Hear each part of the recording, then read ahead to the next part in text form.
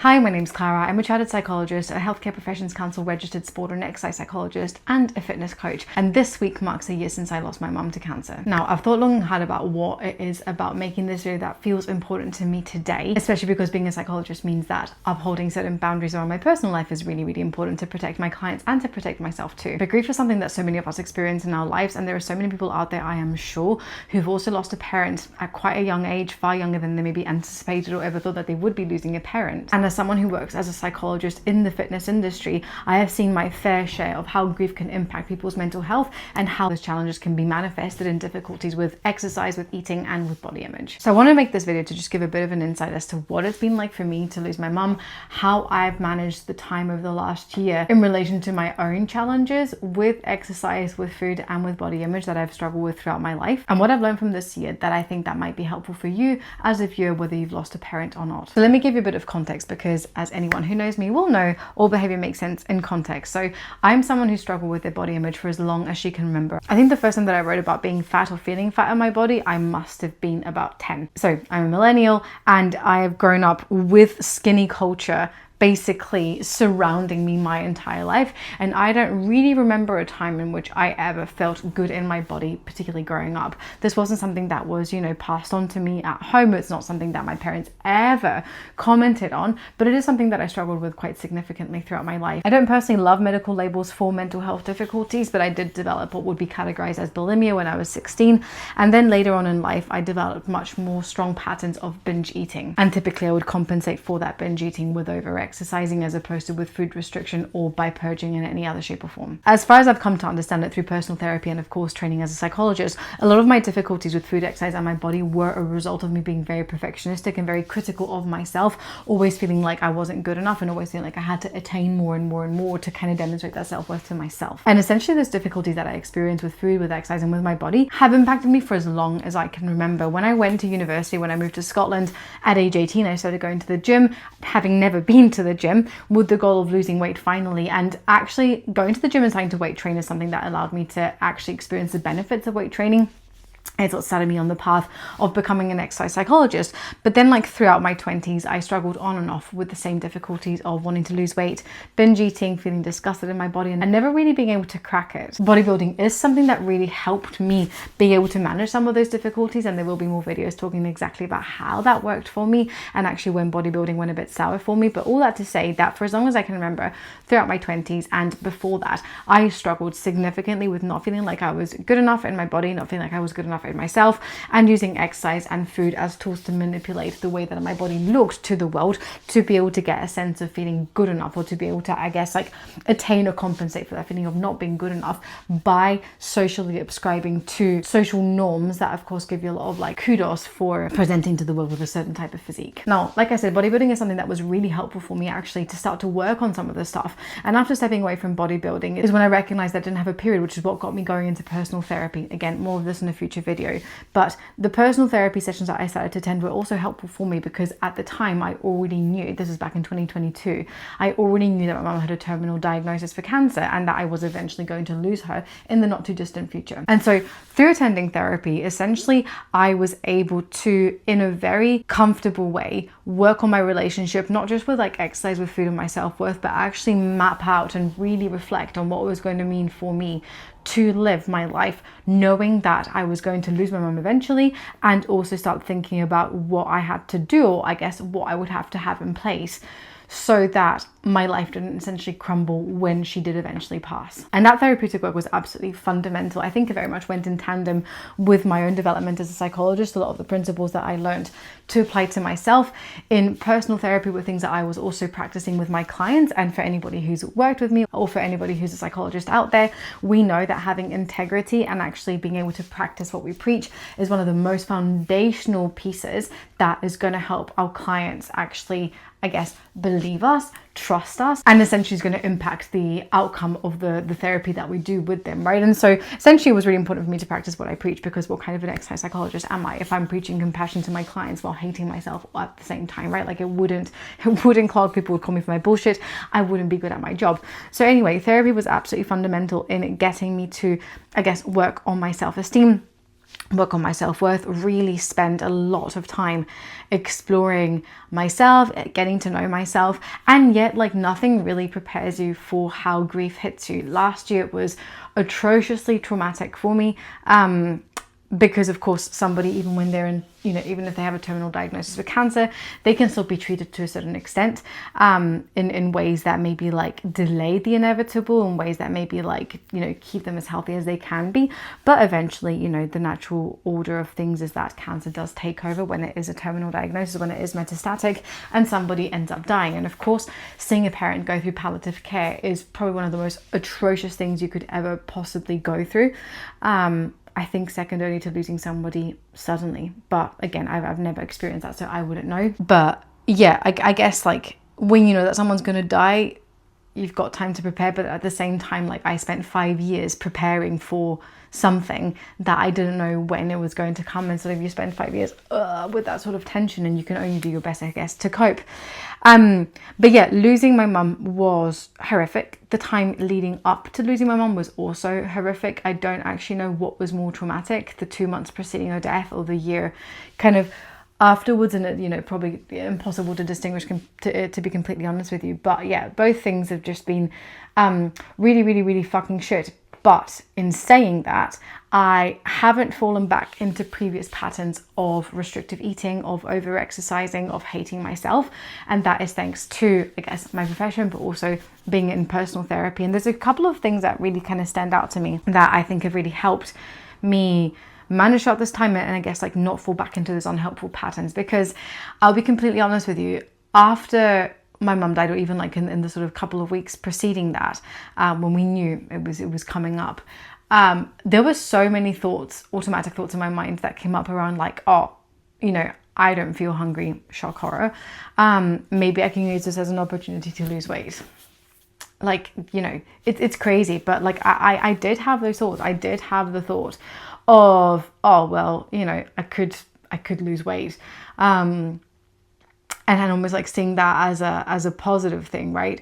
I definitely was on the line there with like using exercise as a means to cope. And I don't think there's anything bad about using exercise as a means to cope. I think it becomes problematic when we're not aware of it and when it's our only means of coping. But certainly for me last year, running became very, very, very helpful. Mindfully running, sufficiently nourished running, but running was something that was very, very helpful for me. But again, at no point did I guess like when you become like compassionate, and when you practice self-compassion, and when you practice self-reflection, as you have to do to become a psychologist, like you can't really get away with your own shit, right? So I know my mind quite well. I've been in therapy for years now, because it's helpful and it keeps me sane and it keeps me well to do my job too. But I know my mind well. I knew that it would be very easy for me to fall back into patterns of, wanting to train more, to use training as a means of escaping the distress that I was experiencing, to use training as a means to basically like numb it all out and block it all out. And that plus like, you know, pursuing a calorie deficit off the back of like not having a fucking appetite. I think there was a part of my mind, a very, very old part of my mind that's been quite quiet for a while, almost like rubbing their hands. But yeah, definitely being aware of that and attending personal therapy was like fundamental for me being able to not, I guess, fall back into that trap. And not only that, like actually going back to work and being in touch with my values within the workplace. I'm self-employed, so like in my office, but like being in touch with my values and like how I want to show up as a psychologist for my clients, how I want to be a role model for my clients too. That was something that really, I think, protected me against potentially falling into some of those patterns. Of course, in addition to having loads of social support, having the best husband, having the best friends that were really there for me and who really kind of showed up for me, as well as my family. So all those things were really, really helpful. I think at the same time, like it would have been very easy to fall into that trap. Because I did notice quite early on, actually, like after my mum died, that my body image just basically like tanked it. Like it had been the worst it had been in years and years and years and years and years. And I guess like what I recognized was that in previous times when I've had like really negative body image thoughts, that's then spurred me on to, again, restrict my food intake and over exercise to essentially like take control.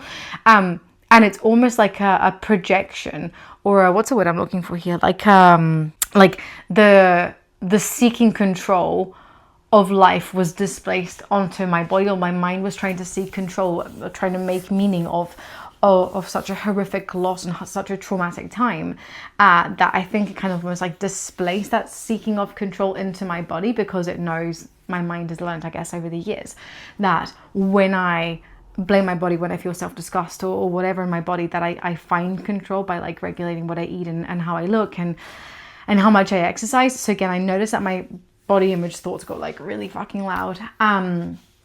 And again, being able to become aware of that and like learn to not respond to that compassionately was like probably one of the most foundational or fundamental things that I did, that helped me, I guess, move through that grief. And I'm not saying like I didn't practice compassion then or start developing compassion then. Like I had been, you know, preparing that arsenal, that toolkit for myself, not just of course like to prepare for grief, but knowing that grief is coming up for me eventually. So the work that I done had like been in anticipation. A lot of that was like done around anticipatory grief, but it came in very, very handy when shit hit the fan last year. And those have been the principles really that have like kept me grounded over the last year. I think on top of that, like my mental health, it's been up and down, to be honest, because of course it would be like with grief. But I have had a lot of moments of thinking, what's the fucking point in anything? Like, what the fuck? And at the same time, that's been like on the flip side, being like, don't take anything for granted, like live the life you want to live, like do the things that are really important to you. And I think personally, that's probably why I've put so much like effort into my work, effort into, I guess, sharing my message with the world. Sharing my message, I sound like a messiah, bit of a narcissist in there, but no, like sharing my thoughts about like the psychology of exercise, the psychology of weight loss, the psychology of weight gain, of all these things with the world on like Instagram, or, you know, now on YouTube or via email and stuff like that, because life does feel too short and I don't really want to take it for granted. And when life feels pointless, finding that purpose and that meaning has been like a very, very, I guess, yeah, sobering, grounding for me, something that's kind of kept me going and stopped me maybe from, or like maybe rather than stopping, like reduce the risk of me succumbing to like the depths of grief, as much as maybe I would have worried that a past version of me would have done, if that grammar even makes sense. But yeah, there's a lot of things that of course have happened for me since losing my mum and in the lead up to that, but definitely being more compassionate, building my self-esteem, having real clarity of my values has been fundamental to make sure that that time period in the lead up to her passing, and also kind of the time period following that, the last year, which is, to be fair, fucking unbelievable, but yeah, to make sure that didn't lead me to completely spiral from a mental health perspective, which, you know, I'm really, really grateful that I'd done that work, I guess.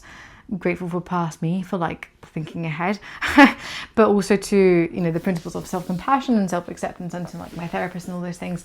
That's all been like absolutely, yeah, crucial to my survival kit for the last year. So where am I going with this? I guess if you're watching this and you're going through grief, or you've experienced grief, or you're also in that awful phase of anticipatory grief, like it's normal to struggle. Like it's really, really difficult. And if you find that during this time period, your relationship with exercise or with food or with yourself is like really taking a hit, it's okay. Like it's understandable. It's probably just a part of your mind that's trying really hard to regain control of the uncontrollable, of the unthinkable, of the unfathomable. It's normal. You're only human. But genuinely, trust me when I say that, working on your self-compassion, on your self-esteem, developing those skills for yourself now is going to be probably the best thing you can ever do for yourself, especially when it comes to reducing the risk of what is maybe just like a bit of a precarious relationship or unstable relationship with food and exercise, you know, becoming something that is significantly more harmful to your health long term. So I'll leave you with that little reflection. Obviously nobody wants to be a part of the dead parent club. It fucking sucks. It's really shit, but there's no need to make the suffering greater than it is. And there's so much that you can do to take care of your own mental health throughout this time. There's so many things that you can do to prevent the grief from spiraling into being something that's significantly worse. And it often starts with you being able to develop your own capacity for self-compassion and for self-care. And yeah, it's already been a year for me already, but only been a year for me. It definitely doesn't feel as atrocious as it did to begin with. It's definitely been lots and lots of ups and downs, but all in all, like I feel okay. You know, you never really recover from grief, so to speak, but I can definitely say that like self-compassion has been, I think, fundamental to me being okay and me being able to be okay. So yeah, at least from my lived experience, and I guess as a professional, like, I definitely do recommend it. If you've got any questions, of course, feel free to leave them in the comments, or you can contact me on Instagram or via email. And I look forward to seeing you next week for another video talking to you a bit more about my journey from bodybuilding into hybrid training, which has got nothing to do with grief, but in many ways a lot to do with grief too. So I'll see you in the next one.